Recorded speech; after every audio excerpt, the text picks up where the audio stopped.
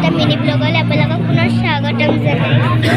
তো এতিয়া বলক আমি এতিয়া বেলতলালৈ আহিছোঁ। এতিয়া বেলতলা পূজাখিনি চাওঁ বলক। এই কমিটিখনৰে নাম সলনি কৰি তাকে লৈ দিন ৰাতি একাকাৰ কৰি চলিল পৰীক্ষা নিৰীক্ষা।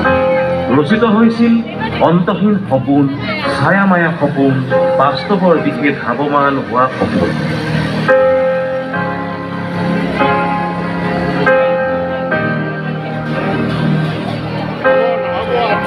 সাধুকথাৰ জোনবাইক বিচাৰি মেঘৰ বুকু ফালি বিক্ৰমৰ যাত্ৰা।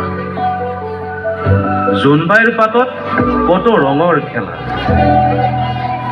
অলেখ তৰাৰ মাজেৰে আমাৰ সপোনৰ যাত্ৰা।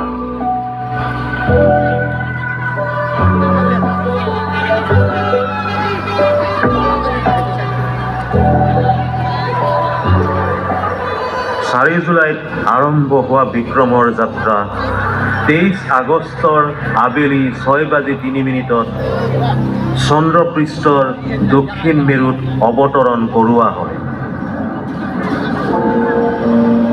দক্ষিণ মেৰুত অৱতৰণ কৰা চন্দ্ৰযান 3 বিশ্ববাসীক চমকাই তুলিলে, কিয়নো চন্দ্ৰযান 3 দক্ষিণ মেৰুত অৱতৰণ কৰা বিশ্বৰ একমাত্ৰ যান।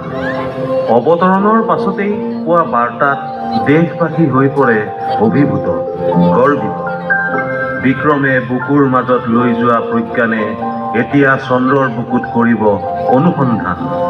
তাকে লৈ বিশ্ববাসীৰ চকু ভাৰতৰ ইছৰোৰ ওপৰত। 140 কোটি ভাৰতীয়ই পৰম আগ্ৰহেৰে বাট চাই আছে প্ৰজ্ঞানৰ বাৰ্তালৈ। হে ভক্তপ্ৰাণ দৰ্শকবৃন্দ, আপুনিও 140 কোটি ভাৰতীয়ৰ এজন। আপুনিও এই মহান গৌৰৱেৰে গৌৰৱান্বিত।